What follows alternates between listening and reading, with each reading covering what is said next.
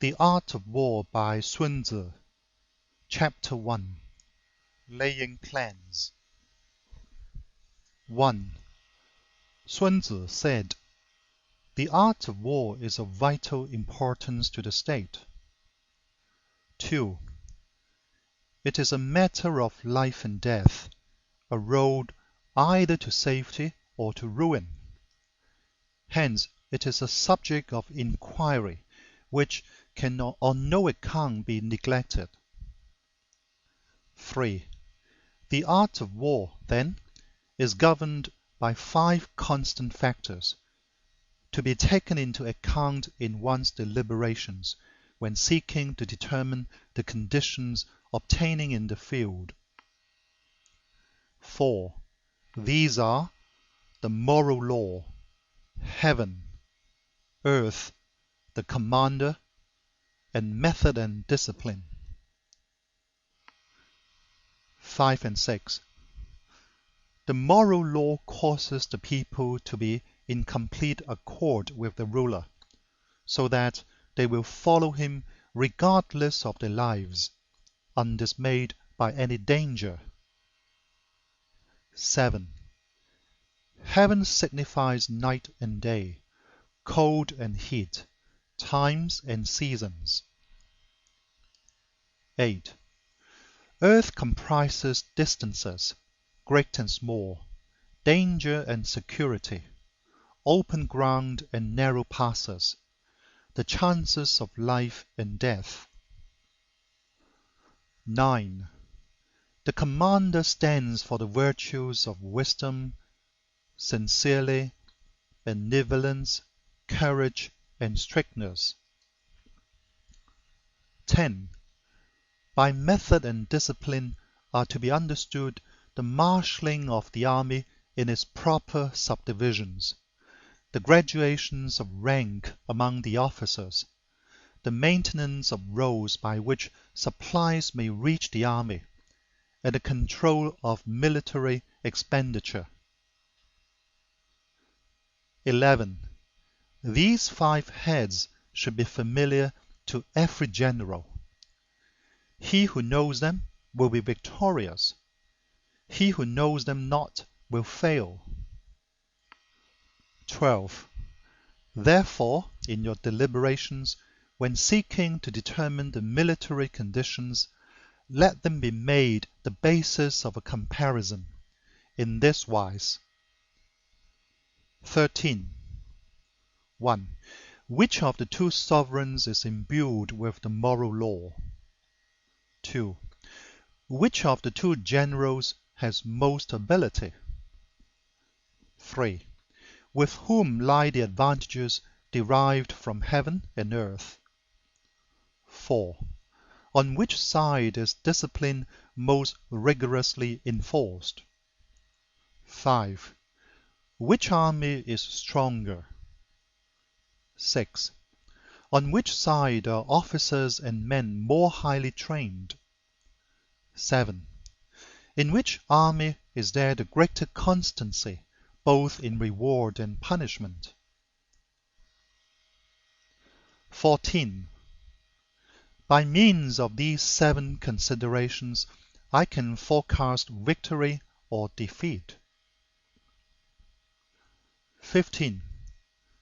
The general that hearkens to my counsel and acts upon it will conquer. Let such a one be retained in command. The general that hearkens not to my counsel, nor acts upon it, will suffer defeat. Let such a one be dismissed. 16.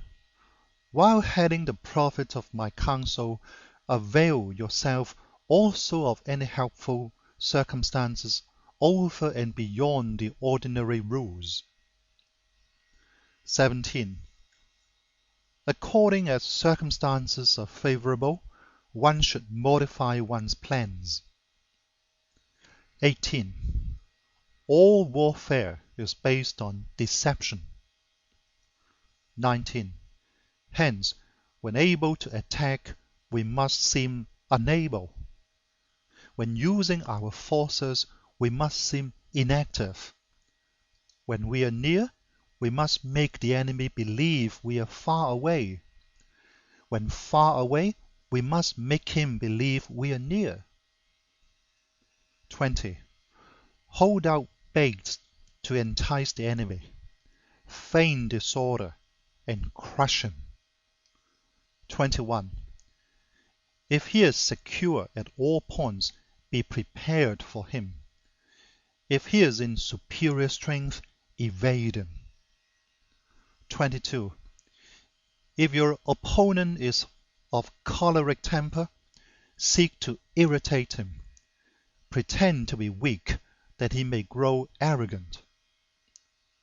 23. If he is taking his ease, give him no rest. If his forces are united, separate them. 24. Attack him where he is unprepared. Appear where you are not expected. 25. These military devices leading to victory must not be divulged beforehand. 26. Now the general who wins a battle makes many calculations in his temple ere the battle is fought. The general who loses a battle makes but few calculations beforehand. Thus do many calculations lead to victory, and few calculations to defeat. How much more no calculation at all? It is by attention to this point that I can foresee who is likely to win or lose. End of chapter 1.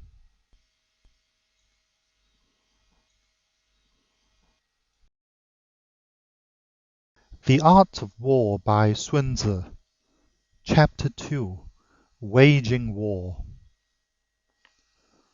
1. Sun Tzu said, in the operations of war, where there are in the field 1,000 swift chariots, as many heavy chariots, and 100,000 mail-clad soldiers, with provisions enough to carry them 1,000 li, the expenditure at home and at the front, including entertainment of guests, small items such as glue and paint, and some spent on chariots and armor, will reach the total of 1,000 ounces of silver per day. Such is the cost of raising an army of 100,000 men. 2. When you engage in actual fighting, if victory is long in coming, then men's weapons will grow dull, and their ardor will be damped. If you lay siege to a town, you will exhaust your strength. 3. Again, if the campaign is protracted, the resources of the state will not be equal to the strain. 4. Now, when your weapons are dulled, your ardor damped, your strength exhausted, and your treasure spent, other chieftains will spring up to take advantage of your extremity.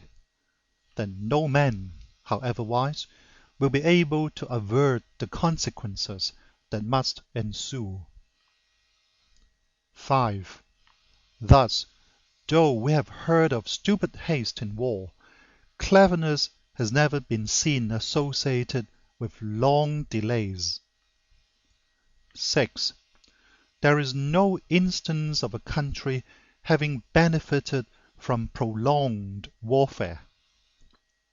7. It is only one who is thoroughly acquainted with the evils of war that can thoroughly understand the profitable way of carrying it on. 8. The skillful soldier does not raise a second levy, neither are his supply wagons loaded more than twice. 9. Bring war material with you from home, but forage on the enemy. Thus the army will have food enough for its needs. 10. Poverty of the state exchequer causes an army to be maintained by contributions from a distance. Contributing to maintain an army at a distance causes the people to be impoverished. 11. On the other hand, the proximity of an army causes prices to go up, and high prices cause the people's substance to be drained away. 12. When the substance is drained away, the peasantry will be afflicted by heavy exactions. 13 and 14.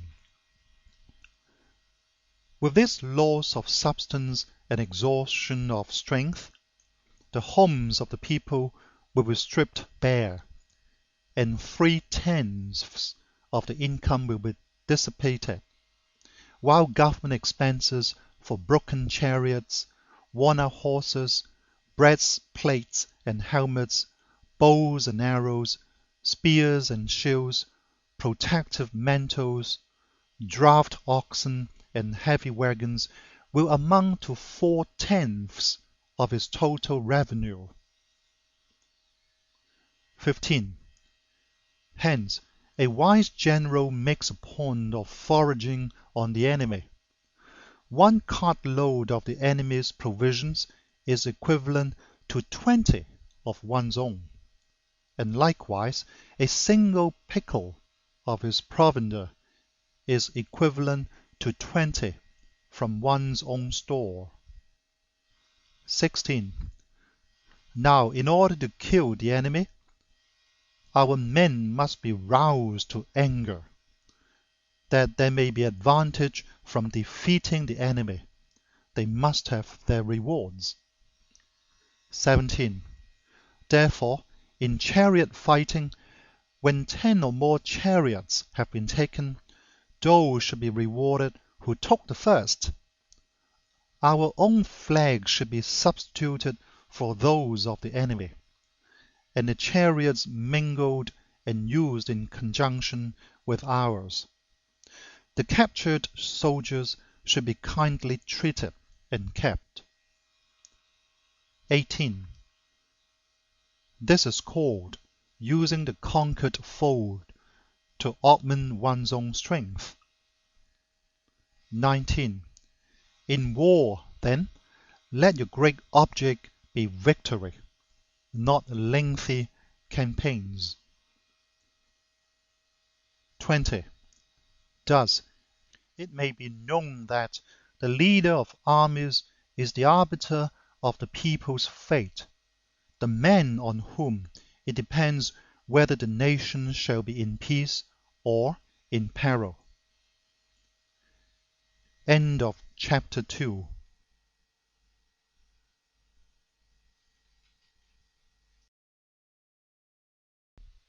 Recording by Paul Z. The Art of War by Sun Tzu, Chapter 3. Attack by Stratagem. 1. Sun Tzu said, in the practical art of war, the best thing of all is to take the enemy's country whole and intact. To shatter and destroy it is not so good. So, too, it is better to recapture an army entire than to destroy it, to capture a regiment, a detachment, or a company entire than to destroy them. 2. Hence, to fight and conquer in all your battles is not supreme excellence. Supreme excellence consists in breaking the enemy's resistance without fighting. 3. Thus, the highest form of generalship is to balk the enemy's plans. The next best is to prevent the junction of the enemy's forces. The next, in order, is to attack the enemy's army in the field. And the worst policy of all is to besiege walled cities. 4. The rule is, not to besiege walled cities if it can possibly be avoided. The preparation of mantlets, movable shelters, and various implements of war will take up 3 whole months, and the piling up of mounds over against the walls will take 3 months more. 5.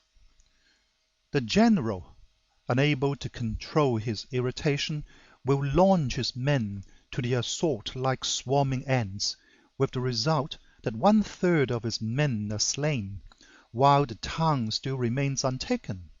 Such are the disastrous effects of a siege. 6.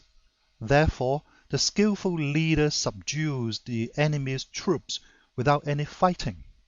He captures their cities without laying siege to them. He overthrows the kingdom without lengthy operations in the field. 7.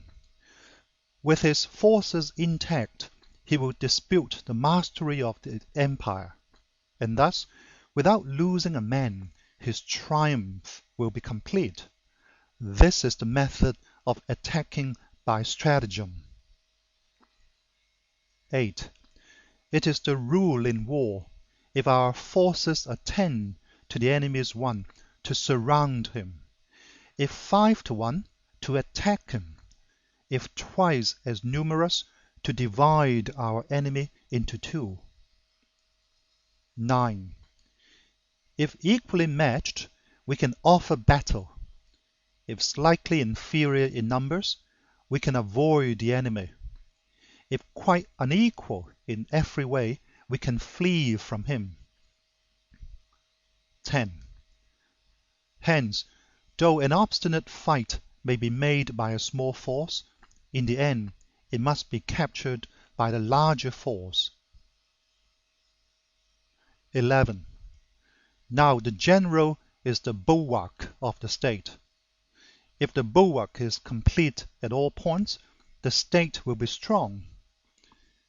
If the bulwark is defective, the state will be weak. 12. There are 3 ways in which a ruler can bring misfortune upon his army. 13. 1. By commanding the army to advance or to retreat, being ignorant of the fact that it cannot obey. This is called hobbling the army. 14. 2. By attempting to govern an army in the same way as he administers a kingdom, being ignorant of the conditions which obtain in an army. This causes restlessness in the soldiers' minds. 15. 3.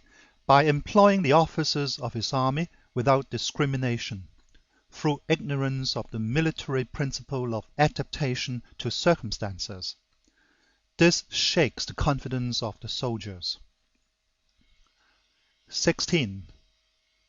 But when the army is restless and distrustful, trouble is sure to come from the other feudal princes. This is simply bringing anarchy into the army, and flinging victory away. 17. Thus, we may know that there are 5 essentials for victory. 1. He will win who knows when to fight and when not to fight. 2.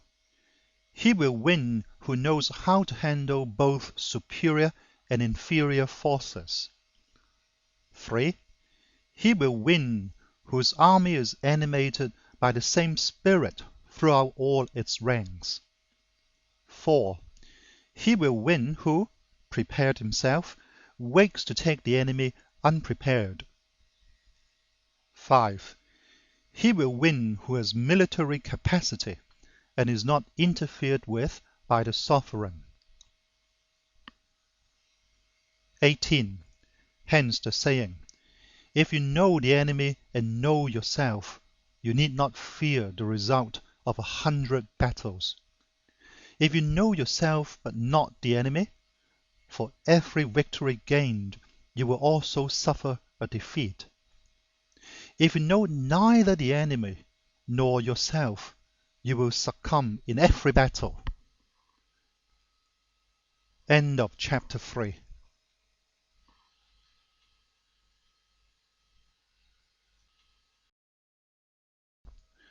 Recording by Paul Z. The Art of War by Sun Tzu. Chapter 4. Tactical Dispositions. 1. Sun Tzu said, "The good fighters of old first put themselves beyond the possibility of defeat, and then waited for an opportunity of defeating the enemy." 2.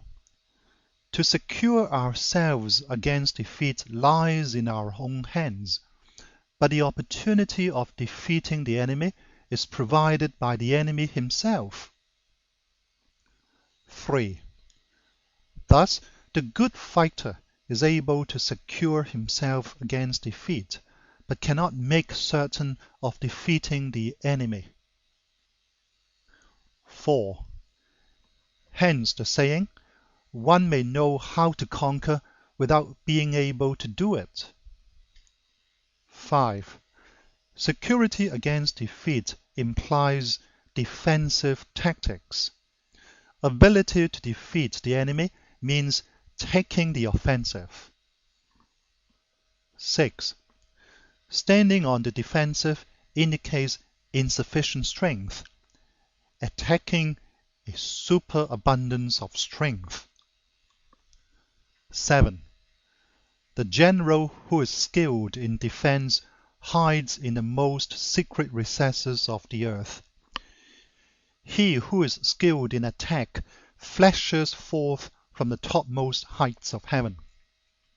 Thus, on the one hand we have ability to protect ourselves, on the other a victory that is complete. 8. To see victory only when it is within the ken of the common herd is not the acme of excellence. 9. Neither is it the acme of excellence if you fight and conquer and the whole empire says, "Well done." 10. To lift an autumn hair is no sign of great strength. To see the sun and moon is no sign of sharp sight. To hear the noise of thunder is no sign of a quick ear. 11.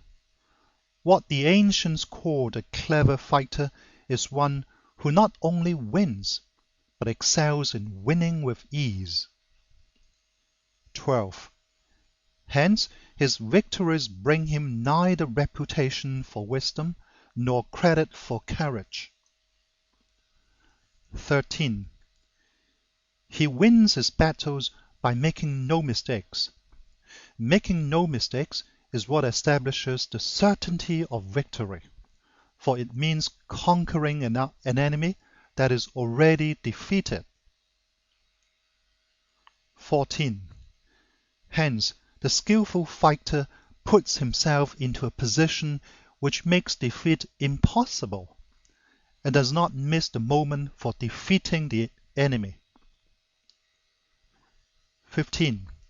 Thus, it is that in war the victorious strategist only seeks battle after the victory has been won, whereas he who is destined to defeat first fights and afterwards looks for victory.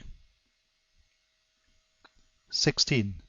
The consummate leader cultivates the moral law and strictly adheres to method and discipline. Thus, it is in his power to control success. 17.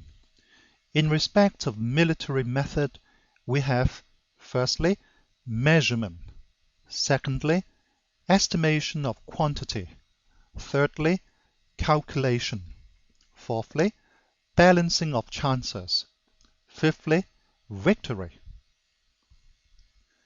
18. Measurement owes its existence to earth, estimation of quantity to measurement, calculation to estimation of quantity, balancing of chances to calculation, and victory to balancing of chances. 19. A victorious army opposed to a routed one is as a pound's weight placed in the scale against a single grain. 20. The onrush of a conquering force is like the bursting of pent-up waters into a chasm 1,000 fathoms deep. End of chapter 4.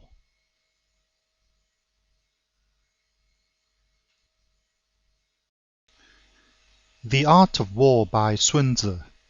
Chapter 5. Energy. 1. Sun Tzu said, "The control of a large force is the same principle as the control of a few men. It is merely a question of dividing up their numbers." 2. Fighting with a large army under your command is nowise different from fighting with a small one. It is merely a question of instituting signs and signals. 3. To ensure that your whole host may withstand the brunt of the enemy's attack and remain unshaken, this is effected by maneuvers direct and indirect. 4. That the impact of your army may be like a grindstone dashed against an egg. This is effected by the signs of weak points and strong. 5. In all fighting, the direct method may be used for joining battle, but indirect methods will be needed in order to secure victory. 6. Indirect tactics, efficiently applied, are inexhaustible as heaven and earth, unending as the flow of rivers and streams. Like the sun and moon, they end, but they begin anew. Like the 4 seasons, they pass away to return once more. 7. There are not more than 5 musical notes, yet the combinations of these 5 give rise to more melodies than can ever be heard. 8. There are not more than 5 primary colors: blue, yellow, red, white, and black. Yet in combination they produce more hues than can ever be seen. 9. There are not more than 5 cardinal tastes: sour, acrid, salt, sweet, bitter. Yet combinations of them yield more flavors than can ever be tasted. 10. In battle, there are not more than 2 methods of attack, the direct and the indirect. Yet these 2 in combination give rise to an endless series of maneuvers. 11. The direct and the indirect lead on to each other in turn. It is like moving in a circle. You never come to an end. Who can exhaust the possibilities of the combination? 12. The onset of troops is like the rush of a torrent, which will even roll stones along in its course. 13. The quality of decision is like the well-timed swoop of a falcon, which enables it to strike and destroy its victim. 14. Therefore, the good fighter will be terrible in his onset and prompt in his decision. 15. Energy may be likened to the bending of a crossbow, decision to the releasing of a trigger. 16. Amid the turmoil and tumult of battle, there may be seeming disorder, and yet no real disorder at all. Amid confusion and chaos, your array may be without head or tail, yet it will be proof against defeat. 17. Simulated disorder postulates perfect discipline.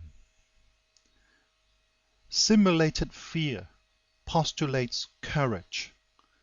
Simulated weakness postulates strength.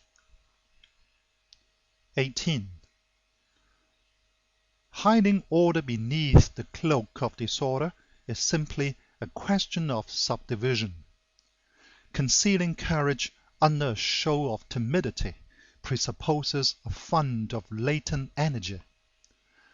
Masking strength with weakness is to be effected by tactical dispositions. 19. Thus, one who is skillful at keeping the enemy on the move maintains deceitful appearances, according to which the enemy will act. He sacrifices something, that the enemy may snatch at it.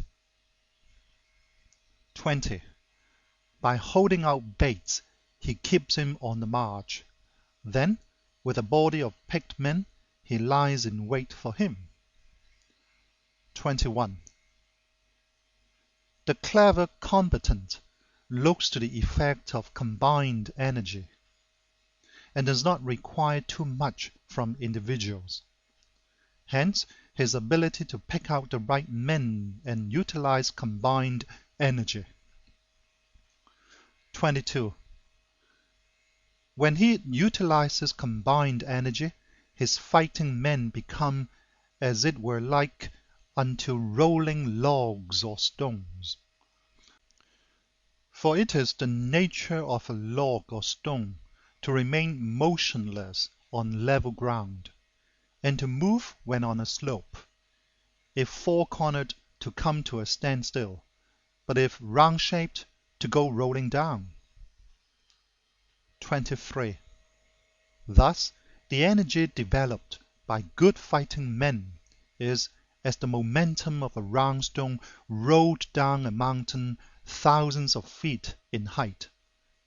So much on the subject of energy. End of chapter 5.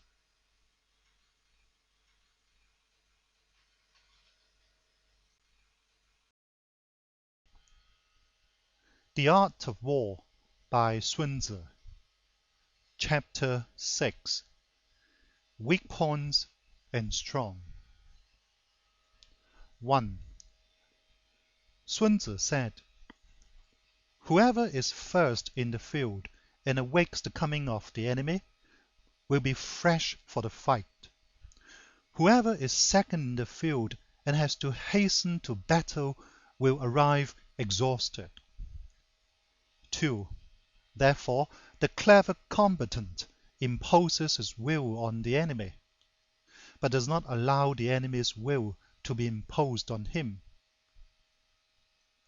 3.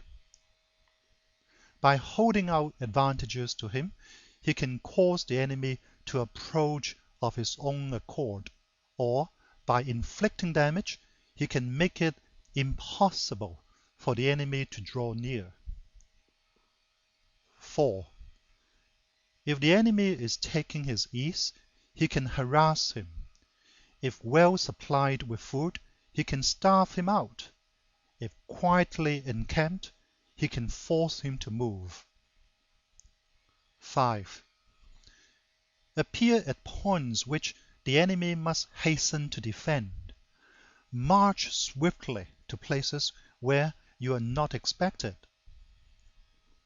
6. An army may march great distances without distress, if it marches through country where the enemy is not. 7. You can be sure of succeeding in your attacks if you only attack places which are undefended.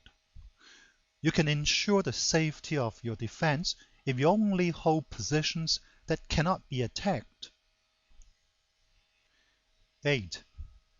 Hence, that general is skillful in attack whose opponent does not know what to defend, and he is skillful in defense whose opponent does not know what to attack. 9. O divine art of subtlety and secrecy! Through you we learn to be invisible, through you inaudible, and hence we can hold the enemy's fate in our hands. 10. You may advance and be absolutely irresistible if you make for the enemy's weak points. You may retire and be safe from pursuit if your movements are more rapid than those of the enemy. 11. If we wish to fight, the enemy can be forced to an engagement even though he be sheltered behind a high rampart and a deep ditch. All we need do is attack some other place that he will be obliged to relieve. 12. If we do not wish to fight, we can prevent the enemy from engaging us even though the lines of our encampment be merely traced out on the ground. All we need do is to throw something odd and unaccountable in his way. 13. By discovering the enemy's dispositions and remaining invisible ourselves, we can keep our forces concentrated, while the enemy's must be divided. 14. We can form a single united body, while the enemy must split up into fractions. Hence, there will be a whole pitted against separate parts of a whole, which means that we shall be many to the enemy's few. 15. If we are able thus to attack an inferior force with a superior one, our opponents will be in dire straits. 16. The spot where we intend to fight must not be made known, for then the enemy will have to prepare against a possible attack at several different points, and his forces being thus distributed in many directions, the numbers we shall have to face at any given point will be proportionately few. 17. For should the enemy strengthen his van, he will weaken his rear. Should he strengthen his rear, he will weaken his van. Should he strengthen his left, he will weaken his right. Should he strengthen his right, he will weaken his left. If he sends reinforcements everywhere, he will everywhere be weak. 18. Numerical weakness comes from having to prepare against possible attacks. Numerical strength from compelling our adversary to make these preparations against us. 19. Knowing the place and the time of the coming battle, we may concentrate from the greatest distances in order to fight. 20. But if neither time nor place be known, then the left wing will be impotent to succor the right equally impotent to succor the left, the van unable to relieve the rear, or the rear to support the van. How much more so if the furthest portions of the army are anything under 100 li apart, and even the nearest are separated by several li. 21. Though according to my estimate the soldiers of Yue exceed our own in number, that shall advantage them nothing in the matter of victory. I say then that victory can be achieved. 22. Though the enemy be stronger in numbers, we may prevent him from fighting. Scheme so as to discover his plans and the likelihood of their success. 23. Rouse him and learn the principle of his activity or inactivity. Force him to reveal himself so as to find out his vulnerable spots. 24. Carefully compare the opposing army with your own, so that you may know where strength is superabundant and where it is deficient. 25. In making tactical dispositions, the highest pitch you can attain is to conceal them. Conceal your dispositions, and you will be safe from the prying of the subtlest spies, from the machinations of the wisest brains. 26. How victory may be produced for them out of the enemy's own tactics, that is what the multitude cannot comprehend. 27. All men can see the tactics whereby I conquer, but what none can see is the strategy out of which victory is evolved. 28. Do not repeat the tactics which have gained you one victory, but let your methods be regulated by the infinite variety of circumstances. 29. Military tactics are like unto water, for water in its natural course runs away from high places and hastens downwards. 30. So in war, the way is to avoid what is strong and to strike at what is weak. 31. Water shapes its course according to the nature of the ground over which it flows. The soldier works out his victory in relation to the foe whom he is facing. 32. Therefore, just as water retains no constant shape, so in warfare there are no constant conditions. 33.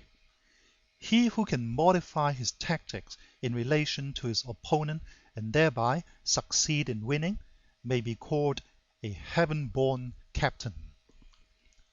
34.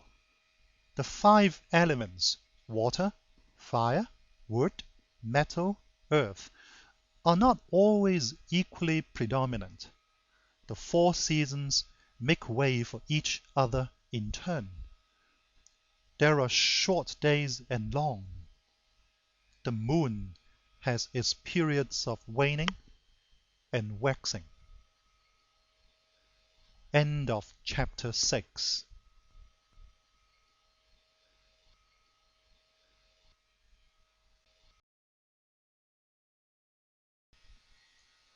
The Art of War by Sun Tzu. Chapter 7. Maneuvering.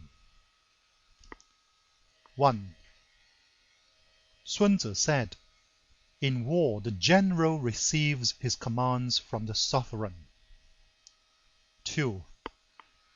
Having collected an army and concentrated his forces, he must blend and harmonize the different elements thereof before pitching his camp. 3. After that comes tactical maneuvering, than which there is nothing more difficult. The difficulty of tactical maneuvering consists in turning the devious into the direct and misfortune into gain. 4. Thus, to take a long and circuitous route, after enticing the enemy out of the way, and though starting after him, to strive to reach the goal before him, shows knowledge of the artifice of deviation. 5. Maneuvering with an army is advantageous, with an undisciplined multitude most dangerous. 6. If you set a fully equipped army in march in order to snatch an advantage, the chances are that you will be too late. On the other hand, to detach a flying column for the purpose involves the sacrifice of his baggage and stores. 7. Thus, if you order your men to roll up their buff coats and make forced marches without halting day or night, covering double the usual distance at a stretch, doing 100 li in order to wrest an advantage, the leaders of all your 3 divisions will fall into the hands of the enemy. 8. The stronger men will be in front, the jaded ones will fall behind, and on this plan only 1/10 of your army will reach its destination. 9. If you march 50 li in order to outmaneuver the enemy, you will lose the leader of your first division, and only half your force will reach the goal. 10. If you march 30 li with the same object, 2/3 of your army will arrive. 11. We may take it then that an army without its baggage train is lost. Without provisions, it is lost. Without basis of supply, it is lost. 12. We cannot enter into alliances until we are acquainted with the designs of our neighbors. 13. We are not fit to lead an army on the march unless we are familiar with the face of the country, its mountains and forests, its pitfalls and precipices, its marshes and swamps. 14. We shall be unable to turn natural advantage to account unless we make use of local guides. 15. In war, practice dissimulation, and you will succeed. 16. Whether to concentrate or to divide your troops must be decided by circumstances. 17. Let your rapidity be that of the wind, your compactness that of the forest. 18. In raiding and plundering be like fire, is immovability like a mountain. 19. Let your plans be dark and impenetrable as night, and when you move, fall like a thunderbolt. 20. When you plunder a countryside, let the spoil be divided amongst your men. When you capture new territory, cut it up into allotments for the benefit of the soldiery. 21. Ponder and deliberate before you make a move. 22. He will conquer who has learned the artifice of deviation. Such is the art of maneuvering. 23. The Book of Army Management says, on the field of battle, the spoken word does not carry far enough. Hence, the institution of gongs and drums. Nor can ordinary objects be seen clearly enough. Hence, the institution of banners and flags. 24. Gongs and drums, banners and flags are means whereby the ears and eyes of the host may be focused on one particular point. 25. The host, thus forming a single united body, is it impossible either for the brave to advance alone, or for the cowardly to retreat alone? This is the art of handling large masses of men. 26. In night fighting, then, make much use of signal fires and drums, and in fighting by day, of flags and banners, as a means of influencing the ears and eyes of your army. 27. A whole army may be robbed of its spirit. A commander-in-chief may be robbed of his presence of mind. 28. Now, a soldier's spirit is keenest in the morning. By noonday it has begun to flag, and in the evening his mind is bent only on returning to camp. 29. A clever general, therefore, avoids an army when its spirit is keen, but attacks it when it is sluggish and inclined to return. This is the art of studying moods. 30. Disciplined and calm, to await the appearance of disorder and hubbub amongst the enemy. This is the art of retaining self-possession. 31. To be near the goal while the enemy is still far from it, to wait at ease while the enemy is toiling and struggling, to be well fed while the enemy is famished. This is the art of husbanding one's strength. 32. To refrain from intercepting an enemy whose banners are in perfect order, to refrain from attacking an army drawn up in calm and confident array. This is the art of studying circumstances. 33. It is a military axiom not to advance uphill against the enemy, nor to oppose him when he comes downhill. 34. Do not pursue an enemy who simulates flight. Do not attack soldiers whose temper is keen. 35. Do not swallow bait offered by the enemy. Do not interfere with an army that is returning home. 36. When you surround an army, leave an outlet free. Do not press a desperate foe too hard. 37. Such is the art of warfare. End of chapter 7.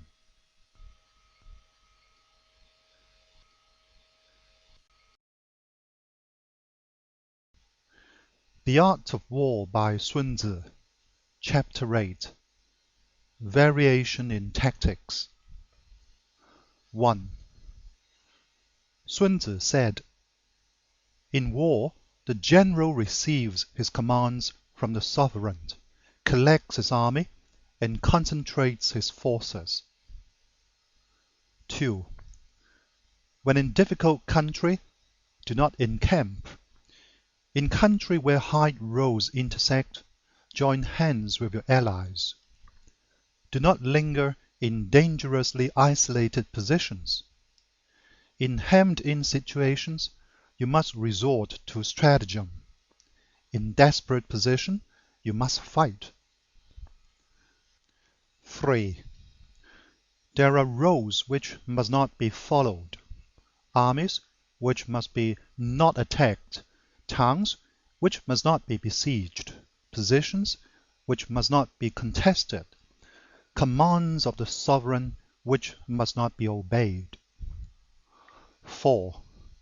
The general who thoroughly understands the advantages that accompany variation of tactics knows how to handle his troops. 5. The general who does not understand these may be well acquainted with the configuration of the country, yet he will not be able to turn his knowledge to practical account. 6. So the student of war who is unversed in the art of war, of varying his plans, even though he be acquainted with the 5 advantages, will fail to make the best use of his men. 7. Hence, in a wise leader's plans, considerations of advantage and of disadvantage will be blended together. 8. If our expectation of advantage be tempered in this way, we may succeed in accomplishing the essential part of our schemes. 9. If, on the other hand, in the midst of difficulties we are always ready to seize an advantage, we may extricate ourselves from misfortune. 10. Reduce the hostile chiefs by inflicting damage on them, and make trouble for them, and keep them constantly engaged. Hold out specious allurements, and make them rush to any given point. 11. The art of war teaches us to rely not on the likelihood of the enemy's not coming, but on our own readiness to receive him, not on the chance of his not attacking, but rather on the fact that we have made our position unassailable. 12. There are 5 dangerous faults which may affect a general. 1. Recklessness, which leads to destruction. 2. Cowardice, which leads to capture. 3. A hasty temper, which can be provoked by insults. 4. A delicacy of honor, which is sensitive to shame. 5. Over-solicitude for his men, which exposes him to worry and trouble. 13. These are the 5 besetting sins of a general, ruinous to the conduct of war. 14. When an army is overthrown and its leader slain, the cause will surely be found among these 5 dangerous faults. Let them be a subject of meditation. End of chapter 8.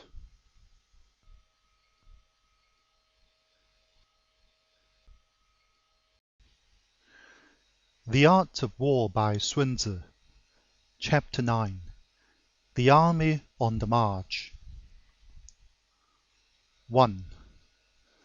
Sun Tzu said, "We come now to the question of encamping the army and observing signs of the enemy.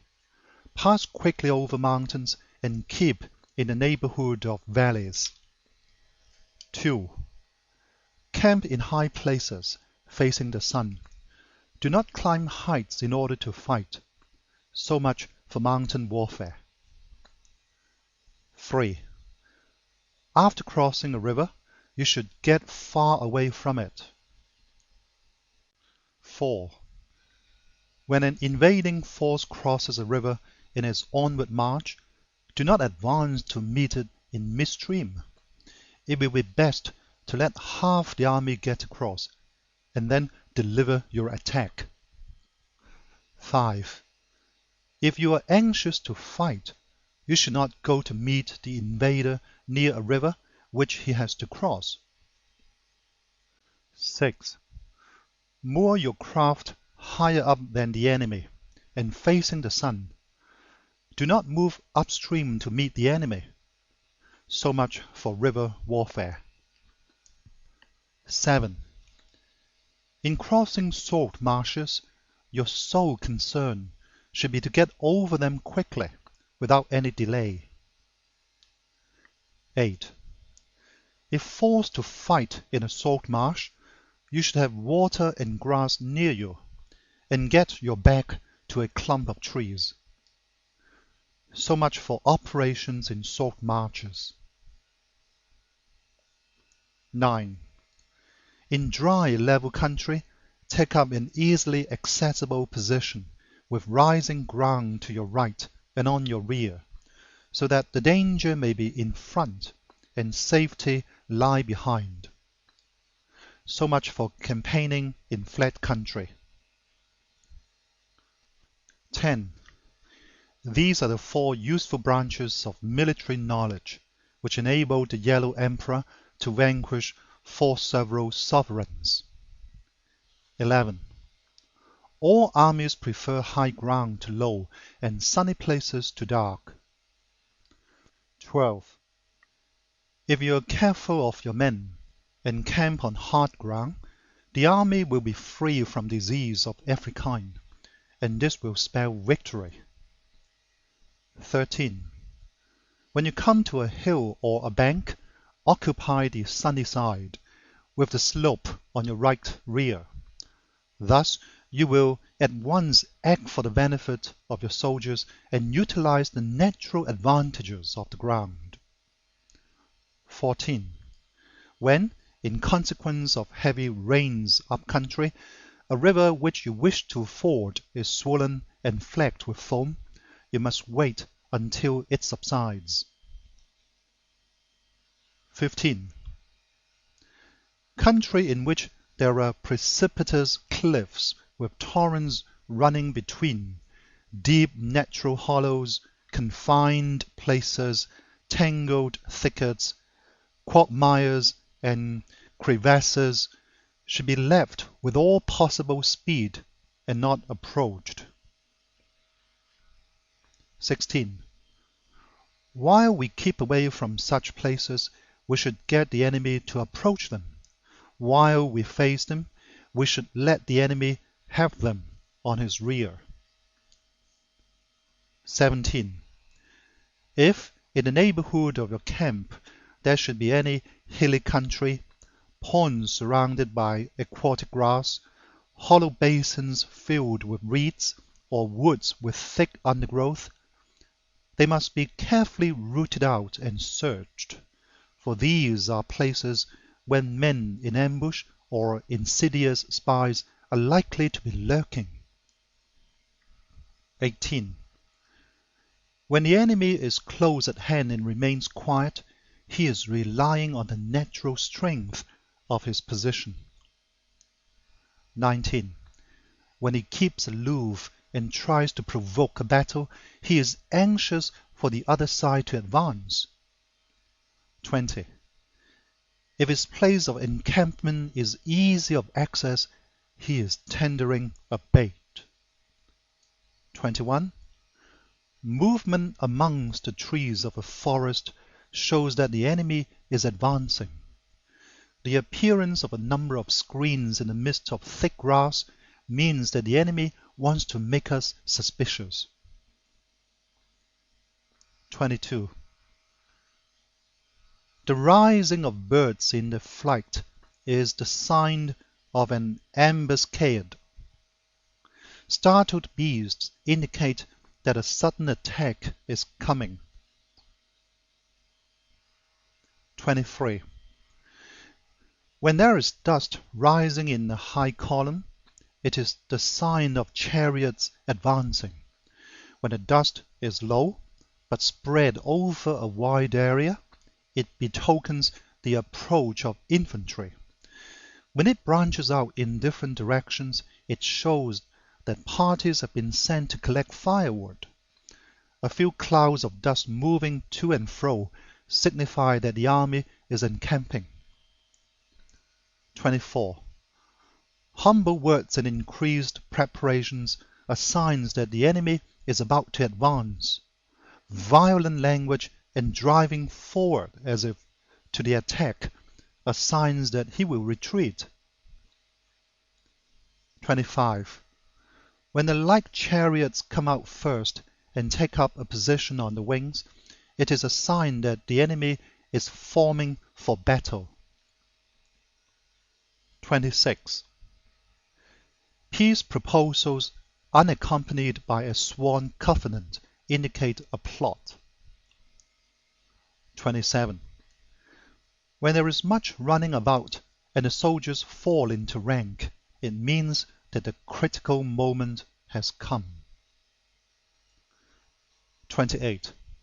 When some are seen advancing and some retreating, it is a lure. 29. When the soldiers stand leaning on their spears, they are faint from want of food. 30. If those who are sent to draw water begin by drinking themselves, the army is suffering from thirst. 31. If the enemy sees an advantage to be gained and makes no effort to secure it, the soldiers are exhausted. 32. If birds gather on any spot, it is unoccupied. Clamor by night betokens nervousness. 33. If there is disturbance in the camp, the general's authority is weak. If the banners and flags are shifted about, sedition is afoot. If the officers are angry, it means that the men are weary. 34. When an army feeds its horses with grain and kills its cattle for food, and when the men do not hang the cooking pots over the campfires, showing that they will not return to their tents, you may know that they are determined to fight to the death. 35. The sight of men whispering together in small knots or speaking in subdued tones points to disaffection amongst the rank and file. 36. Too frequent rewards signify that the enemy is at the end of his resources. Too many punishments betray a condition of dire distress. 37. To begin by bluster, but afterwards to take fright at the enemy's numbers, shows a supreme lack of intelligence. 38. When envoys are sent with compliments in their mouths, it is a sign that the enemy wishes for a truce.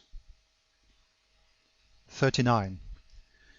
If the enemy's troops march up angrily and remain facing ours for a long time without either joining battle or taking themselves off again, the situation is one that demands great vigilance and circumspection.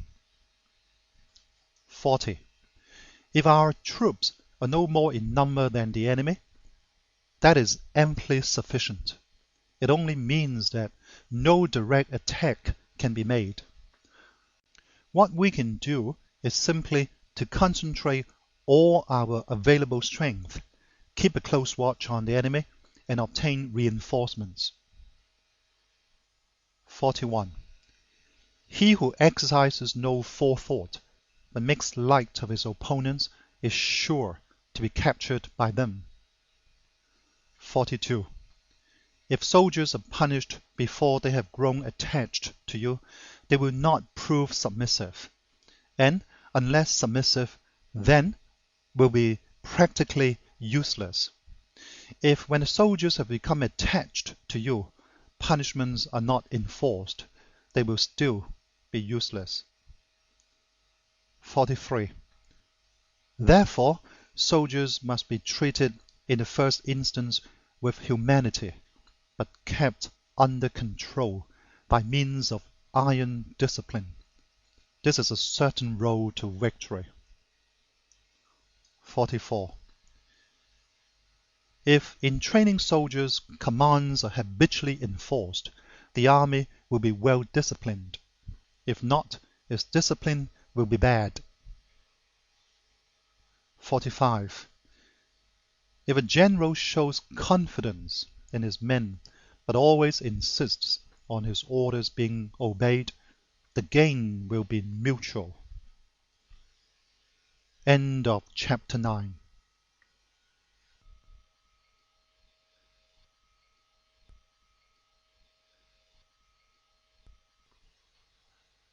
The Art of War by Sun Tzu, Chapter 10. 1. Sun Tzu said, "We may distinguish 6 kinds of terrain, to wit, 1. Accessible ground, 2. Entangling ground, 3. Temporizing ground, 4. Narrow passes, 5.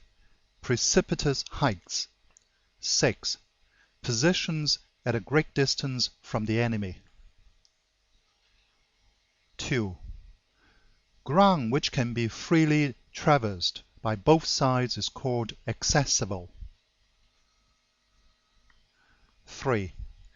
With regard to ground of this nature, be before the enemy in occupying the raised and sunny spots, and carefully guard your line of supplies. Then you will be able to fight with advantage. 4. Ground which can be abandoned but is hard to reoccupy is called entangling. 5. From a position of this sort, if the enemy is unprepared, you may sally forth and defeat him. But if the enemy is prepared for your coming, and you fail to defeat him, then, return being impossible, disaster will ensue. 6. When the position is such that neither side will gain by making the first move, it is called temporizing ground. 7. In a position of this sort, even though the enemy should offer us an attractive bait, it will be advisable not to stir forth, but rather to retreat, thus enticing the enemy in his turn. Then, when part of his army has come out, we may deliver our attack with advantage. 8. With regard to narrow passes, if you can occupy them first, let them be strongly garrisoned and await the advent of the enemy. 9. Should the army forestall you in occupying a pass, do not go after him if the pass is fully garrisoned, but only if it is weakly garrisoned. 10. With regard to precipitous heights, if you are beforehand with your adversary, you should occupy the raised and sunny spots, and there wait for him to come up. 11. If the enemy has occupied them before you, do not follow him, but retreat and try to entice him away. 12. If you are situated at a great distance from the enemy, and the strength of the two armies is equal, it is not easy to provoke a battle, and fighting will be to your disadvantage. 13. These 6 are the principles connected with earth. The general who has attained a responsible post must be careful to study them. 14. Now an army is exposed to 6 several calamities, not arising from natural causes, but from faults for which the general is responsible. These are 1. Flight, 2. Insubordination, 3. Collapse, 4. Ruin, 5. Disorganization, 6. Rout. 15. Other conditions being equal, if one force is hurled against another 10 times its size, the result will be the flight of the former. 16. When the common soldiers are too strong and their officers too weak, the result is insubordination. When the officers are too strong and the common soldiers too weak, the result is collapse. 17.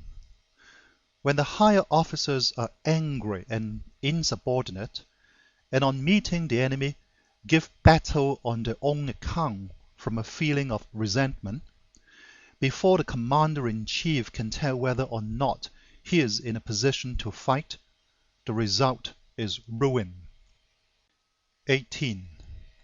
When the general is weak and without authority, when his orders are not clear and distinct, when there are no fixed duties assigned to officers and men, and the ranks are formed in a slovenly, haphazard manner, the result is utter disorganization. 19. When a general, unable to estimate the enemy's strength, allows an inferior force to engage a larger one, or hurls a weak detachment against a powerful one, and neglects to place picked soldiers in the front rank, the result must be rout. 20. These are 6 ways of courting defeat, which must be carefully noted by the general who has attained a responsible post. 21. The natural formation of the country is the soldier's best ally, but the power of estimating the adversary, of controlling the forces of victory, and of shrewdly calculating difficulties, dangers, and distances constitutes the test of a great general. 22. He who knows these things and in fighting puts his knowledge into practice will win his battles. He who knows them not, nor practices them, will surely be defeated. 23. If fighting is sure to result in victory, then you must fight, even though the ruler forbid it. If fighting will not result in victory, then you must not fight, even at the ruler's bidding. 24. The general who advances without coveting fame and retreats without fearing disgrace, whose only thought is to protect his country and do good service for his sovereign, is the jewel of the kingdom. 25. Regard your soldiers as your children, and they will follow you into the deepest valleys. Look upon them as your own beloved sons, and they will stand by you even unto death. 26. If, however, you are indulgent, but unable to make your authority felt, kind-hearted, but unable to enforce your commands, and incapable, moreover, of quelling disorder, then your soldiers must be likened to spoiled children. They are useless for any practical purpose. 27. If we know that our own men are in a condition to attack, but are unaware that the enemy is not open to attack, we have gone only halfway towards victory. 28. If we know that the enemy is open to attack, but are unaware that our own men are not in a condition to attack, we have gone only halfway towards victory. 29. If we know that the enemy is open to attack, and also know that our men are in a condition to attack, but are unaware that the nature of the ground makes fighting impracticable, we have still gone only halfway towards victory. 30. Hence, the experienced soldier, once in motion, is never bewildered. Once he has broken camp, he is never at a loss. 31. Hence, the saying, if you know the enemy and know yourself, your victory will not stand in doubt. If you know heaven and know earth, you may make your victory complete. End of chapter 10.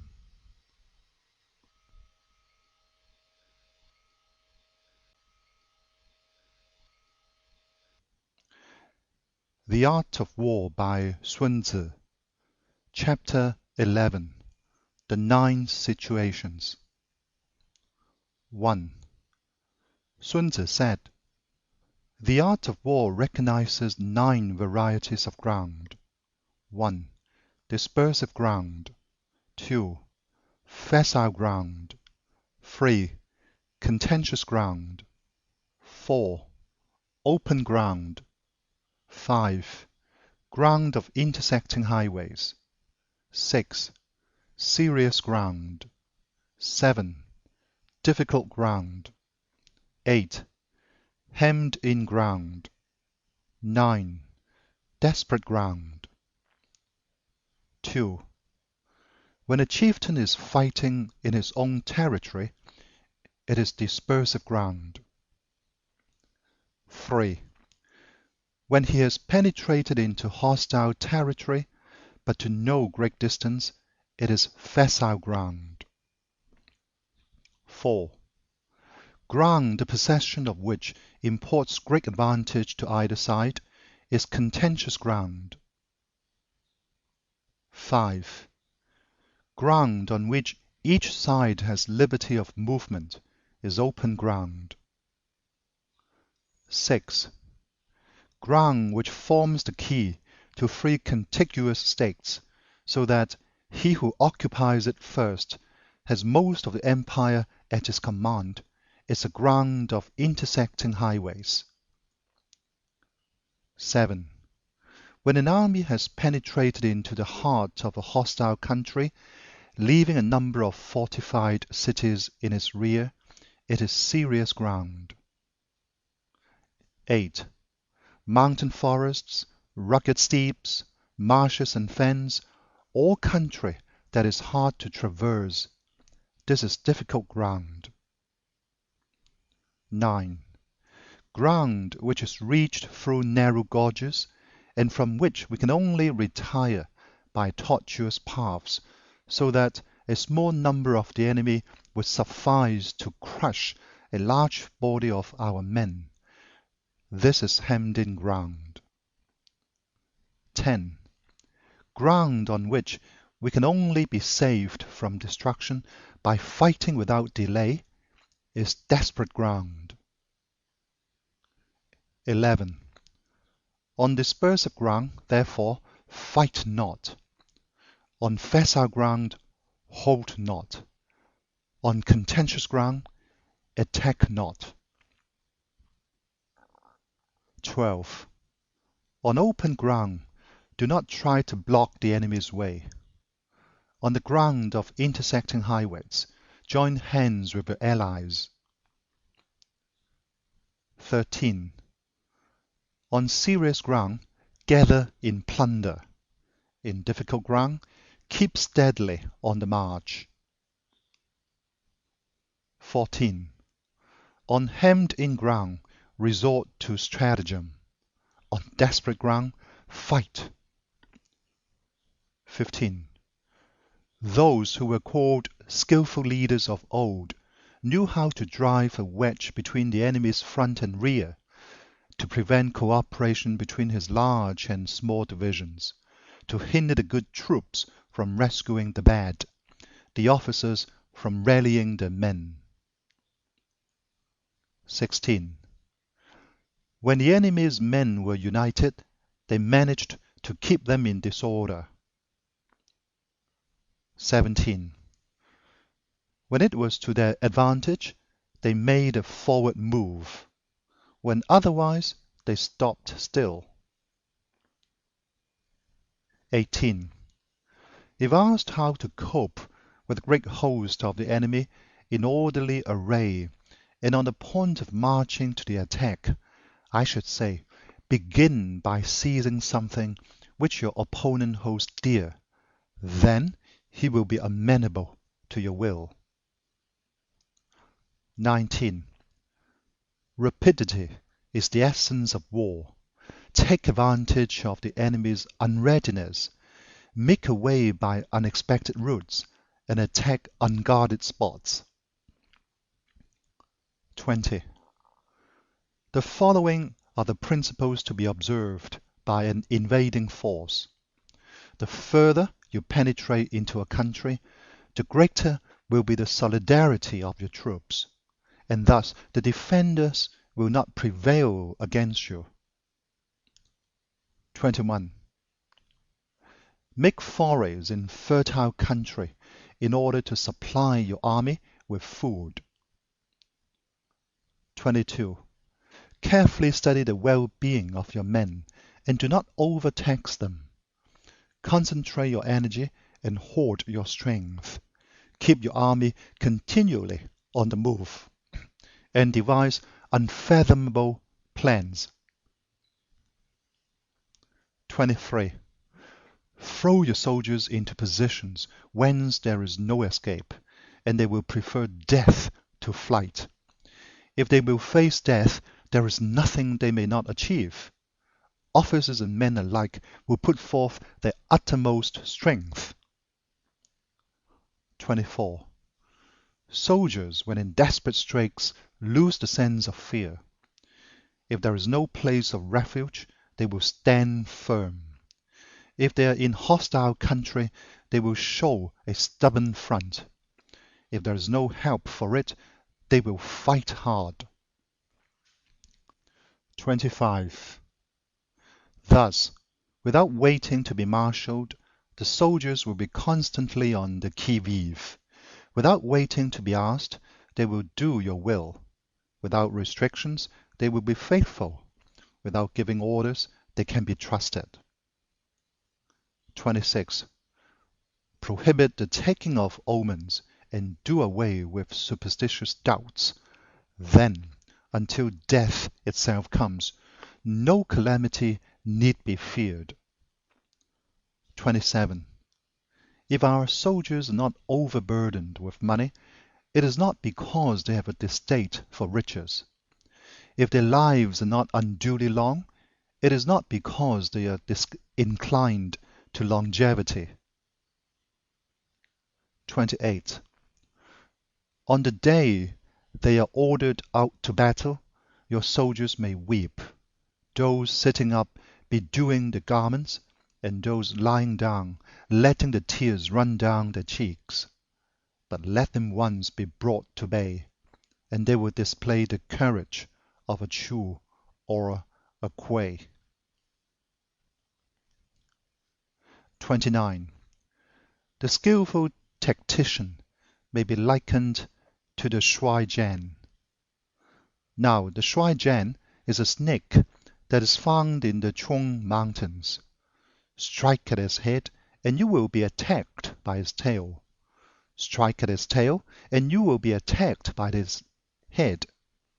Strike at its middle, and you will be attacked by head and tail both. 30.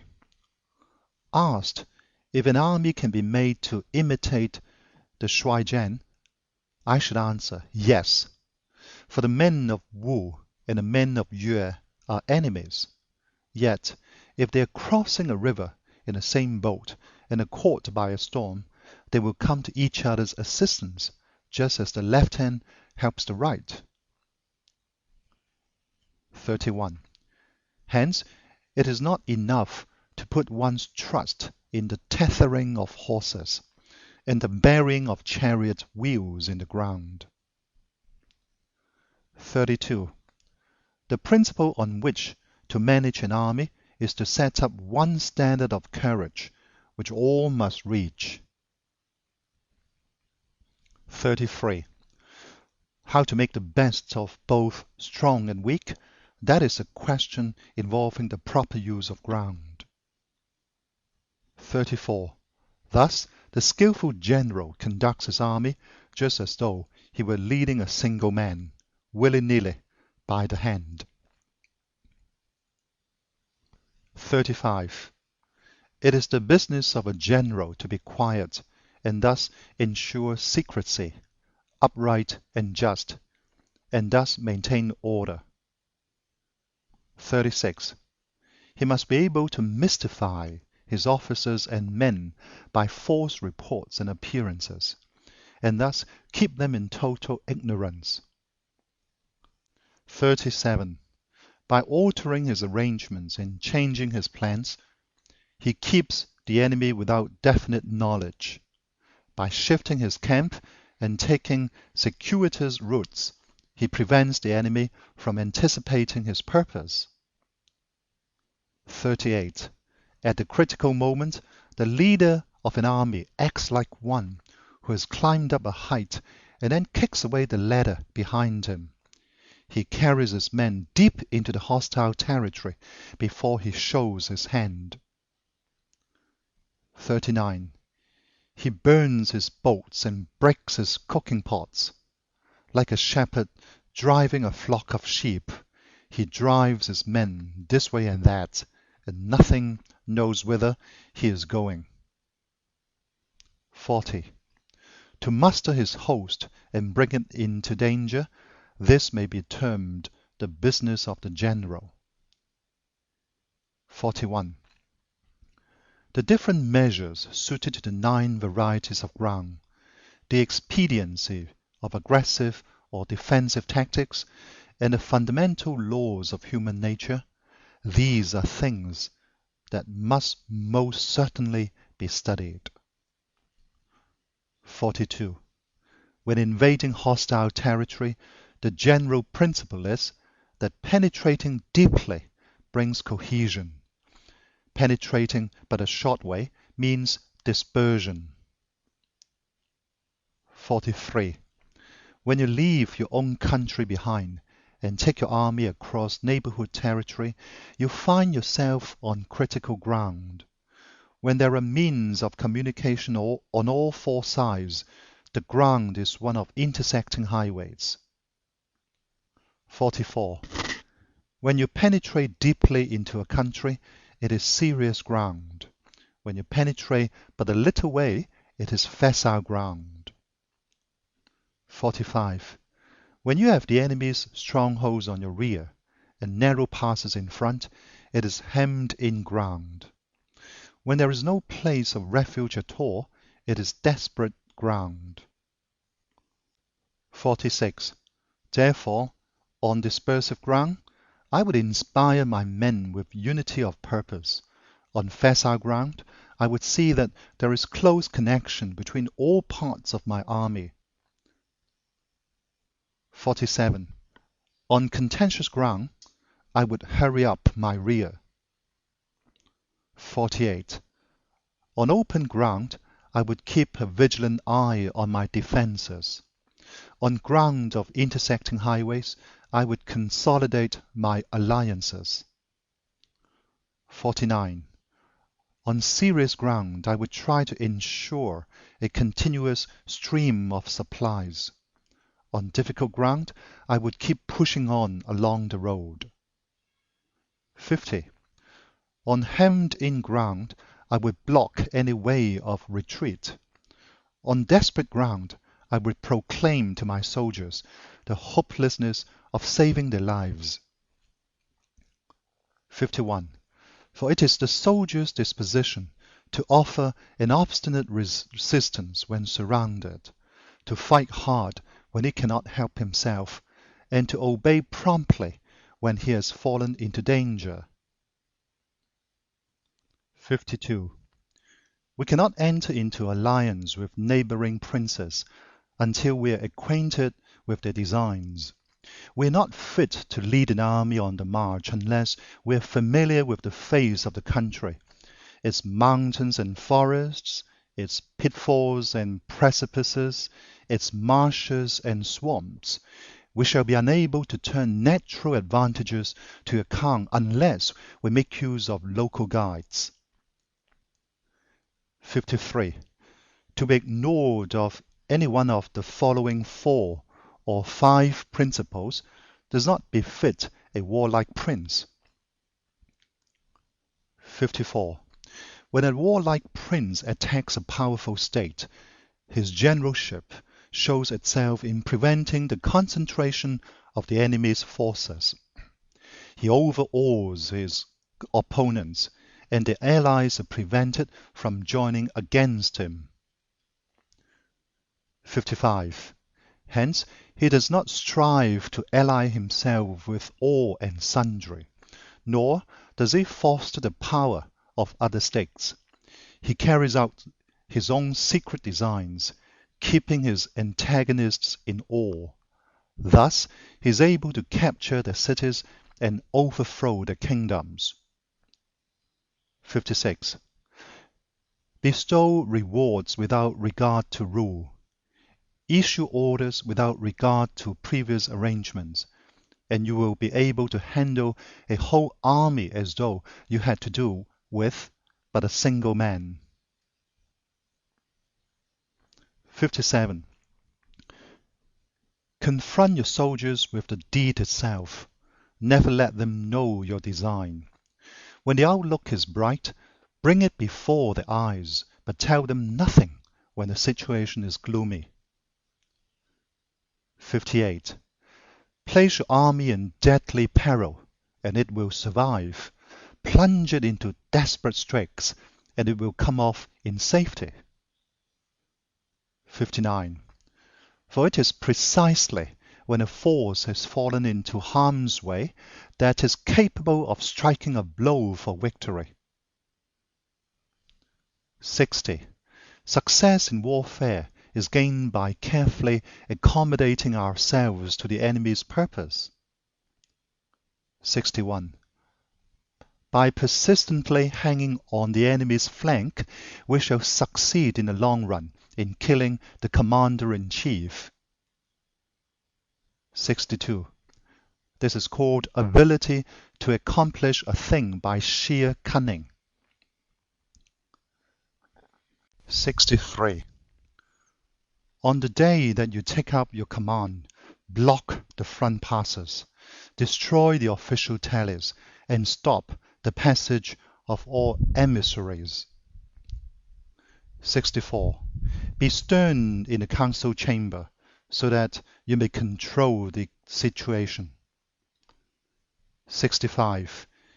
If the enemy leaves a door open, you must rush in. 66.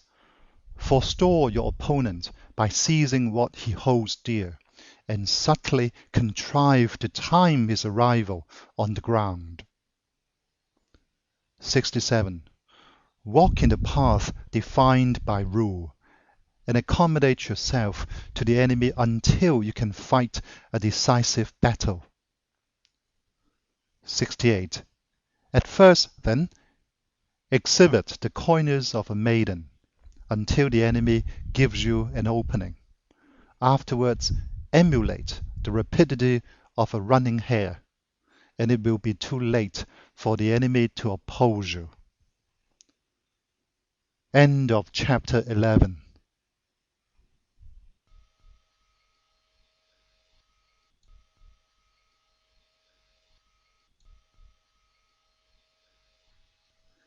The Art of War by Sun Tzu. Chapter 12. The Attack by Fire. 1. Sun Tzu said, "There are 5 ways of attacking with fire. The first is to burn soldiers in the camp. The second is to burn stores. The third is to burn baggage trains. The fourth is to burn arsenals and magazines. The fifth is to hurl dropping fire amongst the enemy." 2. In order to carry out an attack, we must have means available. The material for raising fire should always be kept in readiness. 3. There is a proper season for making attacks with fire, and special days for starting a conflagration. 4. The proper season is when the weather is very dry. The special days are those when the moon is in the constellations of the sieve, the war, the wing, or the crossbar. For these 4 are all days of rising wind. 5. In attacking with fire, one should be prepared to meet 5 possible developments. 6. 1. When fire breaks out inside to enemy's camp, respond at once with an attack from without. 7. 2. If there is an outbreak of fire, but the enemy's soldiers remain quiet, bide your time and do not attack. 8. 3. When the force of the flames has reached its height, follow it up with an attack, if that is practicable. If not, stay where you are. 9. 4. If it is possible to make an assault with fire from without, do not wait for it to break out within, but deliver your attack at a favorable moment. 10. 5. When you start a fire, be to windward of it. Do not attack from the leeward. 11. A wind that rises in the daytime lasts long, but a night breeze soon falls. 12. In every army, the 5 developments connected with fire must be known, the movements of the stars calculated, and a watch kept for the proper days. 13. Hence, those who use fire as an aid to the attack show intelligence. Those who use water as an aid to the attack gain an accession of strength. 14. By means of water, an enemy may be intercepted, but not robbed of all his belongings. 15. Unhappy is the fate of one who tries to win his battles and succeed in his attacks without cultivating the spirit of enterprise, for the result is waste of time and general stagnation. 16. Hence the saying, the enlightened ruler lays his plans well ahead. The good general cultivates his resources. 17. Move not unless you see an advantage. Use not your troops unless there is something to be gained. Fight not unless the position is critical. 18. No ruler should put troops into the field merely to gratify his own spleen. No general should fight a battle simply out of pique. 19. If it is to your advantage, make a forward move. If not, stay where you are. 20. Anger may in time change to gladness. Vexation may be succeeded by content. 21. But a kingdom that has once been destroyed can never come again into being, nor can the dead ever be brought back to life. 22. Hence, the enlightened ruler is heedful, and a good general full of caution. This is the way to keep a country at peace and an army intact. End of chapter 12.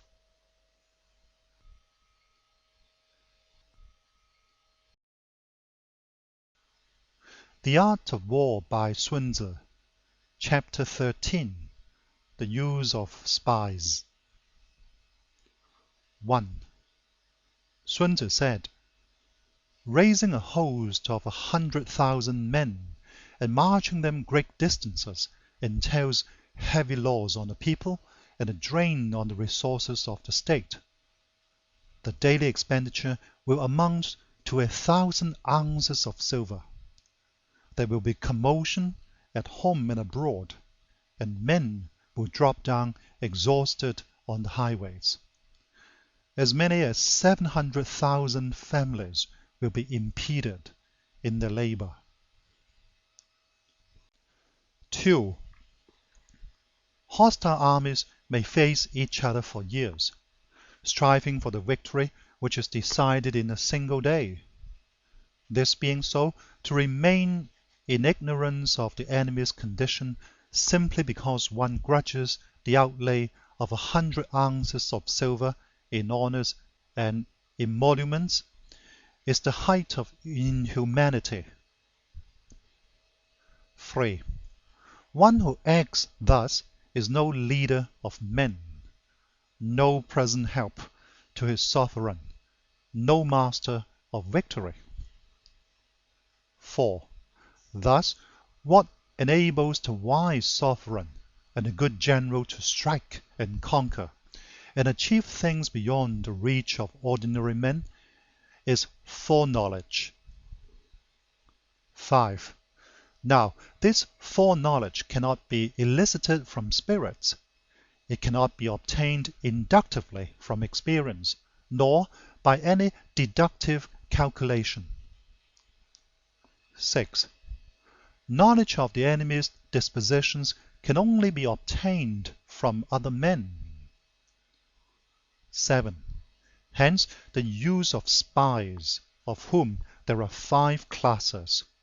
1. Local spies. 2. Inward spies. 3. Converted spies. 4. Doomed spies. 5. Surviving spies. 8. When these 5 kinds of spy are all at work, none can discover the secret system. This is called divine manipulation of the threads. It is the sovereign's most precious faculty. 9. Having local spies means employing the services of the inhabitants of a district. 10. Having inward spies, making use of officials of the enemy. 11. Having converted spies, getting hold of the enemy's spies and using them for our own purposes. 12.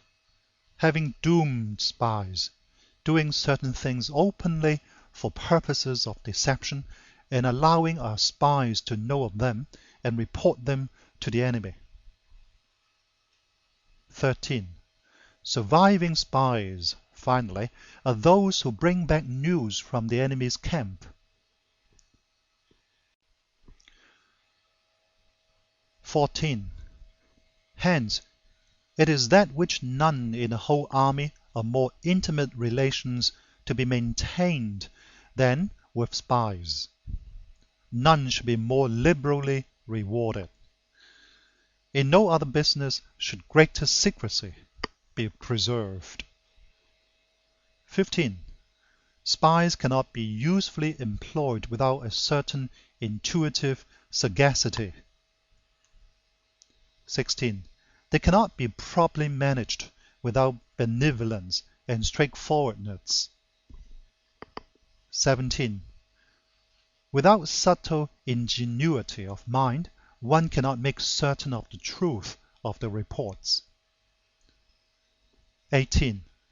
Be subtle, and use your spies for every kind of business. 19. If a secret piece of news is divulged by a spy before the time is ripe, he must be put to death together with the man to whom the secret was told. 20.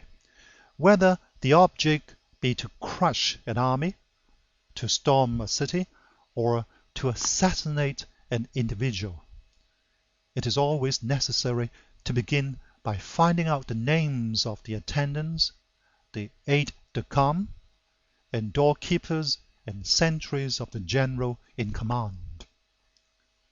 Our spies must be commissioned to ascertain these. 21. The enemy's spies who have come to spy on us must be sought out, tempted with bribes, led away, and comfortably housed. Thus they will become converted spies and available for our service. 22. It is through the information brought by the converted spy that we are able to acquire and employ local and inward spies. 23. It is owing to his information, again, that we can cause the doomed spy to carry false tidings to the enemy. 24. Lastly, it is by his information that the surviving spy can be used on appointed occasions. 25. The end and aim of spying in all its 5 varieties is knowledge of the enemy, and this knowledge can only be derived, in the first instance, from the converted spies. Hence, it is essential that the converted spy be treated with the utmost liberality. 26. Of old, the rise of the Yin dynasty was due to Yi Qi, who had served under the Shuai. Likewise, the rise of the Zhao dynasty was due to Lu Ya, who had served under the Yin. 27. Hence, it is only the enlightened ruler and the wise general who will use the highest influence of the army for purposes of spying, and thereby they achieve great results. Spies are a most important element in war, because on them depends an army's ability to move. End of chapter 13. End of The Art of War by Sun Tzu.